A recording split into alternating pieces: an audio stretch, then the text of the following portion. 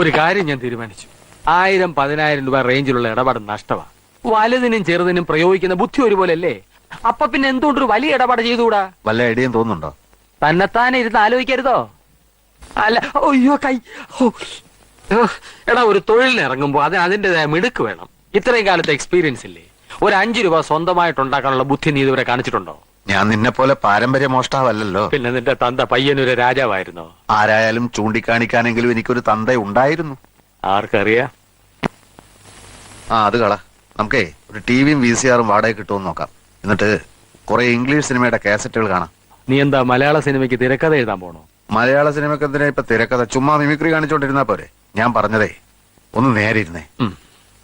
ചില ഇംഗ്ലീഷ് സിനിമകളിലൊക്കെ ബുദ്ധിപൂർവം ആളുകളെ പറ്റിക്കുന്ന ചില രംഗങ്ങൾ കാണും. അതിലേതെങ്കിലും ഒന്നെടുത്ത് നമുക്ക് പയറ്റി നോക്കാം.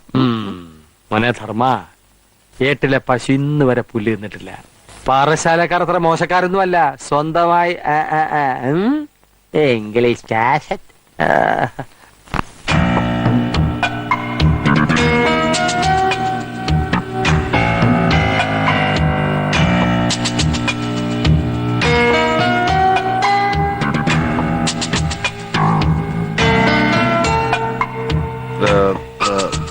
Excuse me. Yes sir. I have some precious diamonds with me. മലയാളിയാണെന്ന് തോന്നുന്നു. ഞാനും മലയാളിയാണ്. നിങ്ങളുടെ മുതലാളിയും മലയാളിയാണെന്നറിയാം. എന്റെ കയ്യിൽ വില കൂടിയ കുറച്ച് ഡയമണ്ട്സ് ഉണ്ട്. ഞാനത് വിൽക്കാൻ ആഗ്രഹിക്കുകയാണ്. പ്രൊപ്പറേറ്റർ മുറിയിലുണ്ട്. ഞാനൊന്ന് പോയി ചോദിച്ചിട്ട് വരാം സാർ.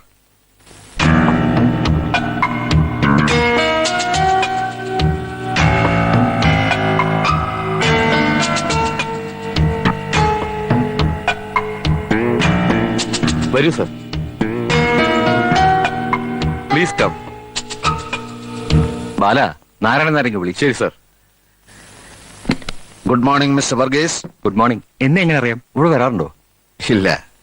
പക്ഷേ താങ്കളെ അറിയാത്തവൻ മലയാളിയാണോ? കല്ലാട്ടുകുളങ്ങര അന്തോണിച്ചൻ മകൻ വർഗീസ് എന്ന പേരുള്ള രത്നവ്യാപാരി തന്റെ ബിസിനസിന്റെ പേര് അയൽനാട്ടിലും ഉറപ്പിച്ചിരിക്കുന്നു. എന്റെ അപ്പനെ അറിയോ? കല്ലാട്ടുകുളങ്ങരാണോ വീട്? അല്ല, മണ്ണാർക്കാട്ടാണ്. തൃപ്പങ്ങോട്ട് എന്ന് കേട്ടിട്ടില്ലേ? പഴയ നായർ തറവാട്. പൂവ്. ഞാൻ അവിടത്തെയാണ്. എന്റെ അച്ഛന് രത്നക്കല്ലുകൾ വലിയ പ്രിയമായിരുന്നു. വലിയൊരു ശേഖരം ഉണ്ടായിരുന്നു. മരിക്കാറായപ്പോഴേക്കും പലതും കൈമോശം വന്നു. ബാക്കി വന്നത് വിൽക്കരുതെന്നും പറഞ്ഞ് എന്നെ ഏൽപ്പിച്ചു. ഇഷ്ടമുണ്ടായിട്ടല്ല, പക്ഷെ വിൽക്കേണ്ടതായ ഒരു പരിസ്ഥിതി വന്നു ചേർന്നു.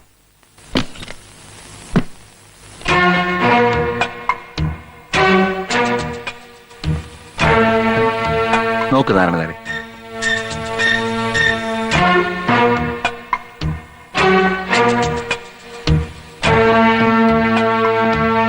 ബെൽജിയം കട്ടിംഗ് ആണ്. JD30 എന്ന് പറയുന്ന അപൂർവ ഇനം.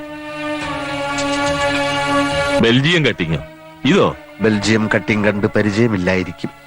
ഇത് തീരെ മാറ്റുകുറവാ. ബെൽജിയം ഒന്നും അല്ല ഇത്. ആണെന്ന് എനിക്കറിയാലോ. പക്ഷെ സാധാരണ ബെൽജിയം അല്ല. JD30 എന്ന് പറയുന്ന അപൂർവ ഇനം. അങ്ങനൊരു ഇനമുണ്ടോ? അതാ നിങ്ങൾക്കറിയില്ലെന്ന് ഞാൻ പറഞ്ഞത്. ഒരെണ്ണത്തിന് 500 രൂപ വെച്ച് 5 എണ്ണത്തിന് 2500 രൂപ കൊടുക്കാം. You know nothing about diamonds. ഒന്നിന് 500 രൂപ പോലും. മിസ്റ്റർ, ഒന്നിന് 70,000 വെച്ച് 5-ന് 3,50,000 പറഞ്ഞിട്ട് ഞാനിത് വിറ്റില്ല. Because I know what is JD30. JD30യെ പറ്റി അറിയാത്തവനെ ഇതുപോലുള്ള കടകളിൽ ഇരുത്താൻ പാടില്ല സർ. Good bye. അല്ല സാറേ. നോ, ഇയാളെന്റെ രത്നങ്ങളെ അപമാനിച്ചു, എന്നെ അപമാനിച്ചു.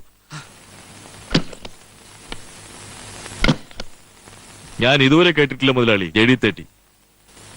നിങ്ങൾ കേട്ടിട്ടില്ലെന്ന് വെച്ച് അങ്ങനെ ഒരു ഇനം ഉണ്ടായി കൂടുന്നുണ്ടോ? Stop please.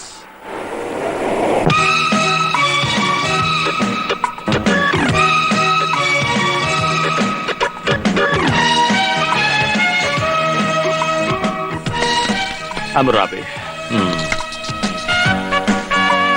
Diamond section, please. അതാ അവിടെയാണ്. Oh, thank you. What can I do for you, sir? Oh my God. English കേട്ടും അടുത്തിട്ടാ മലയാളിയുടെ കടയിൽ കയറി വന്നത്. ഇവിടെ ഇംഗ്ലീഷ് ആണെങ്കിൽ ഞാനങ്ങ് പോയേക്കാം. എന്താ? Sorry sir. വീണ്ടും ഇംഗ്ലീഷ്. Sorry sir. ആണ്ടതെ പിന്നെ ഇംഗ്ലീഷ്. എന്റെ പൊന്ന് സഹോദരൻ, ഞാൻ പത്തനാപുരംകാരനാണ്, അമേരിക്കക്കാരനല്ല. അടുത്ത ആഴ്ച എന്റെ പെങ്ങളുടെ വിവാഹമാണ്. വില കൂടിയതും ഭംഗിയുള്ളതുമായ വളകൾ, മാലകൾ, കമ്മലുകൾ തുടങ്ങിയവയ്ക്ക് വടിവിഴിഞ്ഞ പോലെ നോക്കിക്കാതെ എടുത്തിങ്ങി നിരത്തിയാട്ടെ. ഇപ്പൊ എടുക്കാം സർ.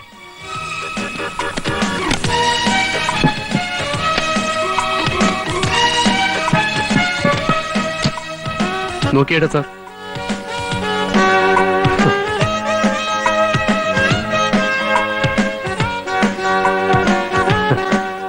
കല്ലുകളൊന്നും കൊള്ളുകയില്ല. എനിക്ക് വില കൂടിയ കല്ലുകളുണ്ടല്ലോ, കല്ല്, അത് പതിപ്പിച്ച ആഭരണങ്ങളാണ് വേണ്ടത്. ഇത് വിലയുള്ളതാണ് സാർ. എന്ന് വെച്ചാൽ എന്ത് വില വരും? അതൊന്നിന് 10,000, 15,000. 10,000, 15,000. മിസ്റ്റർ, ഈ വിലയുള്ള കല്ലുകളാണ് എന്റെ പശുക്കളുടെ കഴുത്തിൽ ഞാൻ കെട്ടിക്കൊടുക്കുന്നത് മണിയായിട്ട് കിലുങ്ങാൻ. 10,000, 15,000. എന്റെ സുഹൃത്തെ, ഞാൻ ഉദ്ദേശിച്ചത് 1.5 ലക്ഷം രൂപ വിലയുള്ള രത്നങ്ങളാ. ബെൽജിയം കട്ടിങ്ങുണ്ടോ? JD30 ഉണ്ടോ? അത് ഇല്ല അല്ലേ? നിങ്ങളുടെ മുതലാളി ഇങ്ങ് വിളിക്കും. അല്ലെങ്കിൽ വേണ്ട, ഞാൻ കൂട്ടി പറഞ്ഞോളാം. വെറുതെ ജുവലറി ഷോപ്പ് എന്ന് പറഞ്ഞ ആളെ വടിയാക്കരുത്. കഷ്ടം. JD30 ഇല്ല അത്രേ. എവിടെ നിങ്ങളുടെ മുതലാളി? മുതലാളി അകത്തുണ്ട്. ഓ, ഇത്ര പെട്ടെന്നകത്തായോ? ക്ഷമിക്കണം സാർ, എന്ത് ചെയ്യാൻ? വിവരദോഷികളായ ജോലിക്കാരാണ് ഒരു സ്ഥാപനത്തിന്റെ ശാപം. ഇയാൾക്ക് അറിഞ്ഞുകൂടാ. JD30 പറ്റി കേട്ടിട്ടേ ഇല്ല പോലും. സാരമില്ല, വിവരക്കേട് ഒരു കുറ്റമല്ല. എനിക്ക് എന്തായാലും ബെൽജിയം കട്ടിങ് JD30 കിട്ടിയേ പറ്റൂ. ഞാൻ ഒരു കല്ലിന് 1 ലക്ഷം രൂപ വരെ തരാം. ബെൽജിയത്തിൽ നിന്ന് ഇമ്പോർട്ട് ചെയ്ത് തന്നാലും കൊള്ളാം. 5 or 10 ഡയമണ്ട്സ് വേണേ ഞാൻ എടുക്കാം. ഇത് അഡ്വാൻസ്. ഒരാഴ്ചക്കകം എനിക്ക് സാധനം കിട്ടണം. അഡ്വാൻസ് വാങ്ങിയിട്ട് എന്ത് കാര്യം? കയ്യിൽ വന്ന ഭാഗ്യം തട്ടിക്കളഞ്ഞില്ലേ? ഭാഗ്യമോ? തട്ടിക്കളഞ്ഞെന്നോ? അല്ല, ഒരാഴ്ചക്കകം JD30 സംഘടിപ്പിക്കാന്ന് വെച്ചാൽ എനിക്ക് തോന്നുന്നില്ല സാർ. ശ്രമിച്ചു നോക്കൂ. ഞാൻ എന്റെ കാർഡ് തരാം. കിട്ടുമ്പോ ഒന്ന് വിളിച്ചു പറഞ്ഞേക്കൂ. അബുറാബി.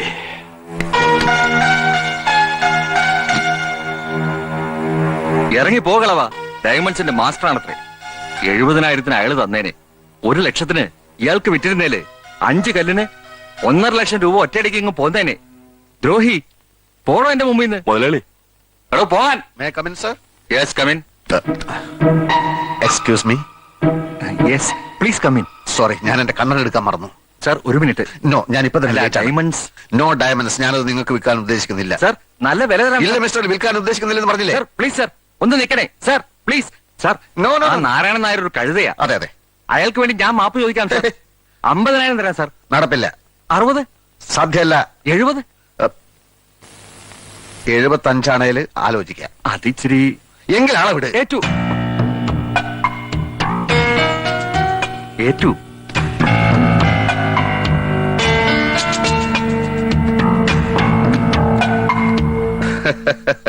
ഇനിയെങ്കിലും വിവരമുള്ളവരെ ജോലിക്ക് നിർത്താൻ ശ്രമിക്കണം. എനിക്ക് നിങ്ങളെ ഇഷ്ടമായി.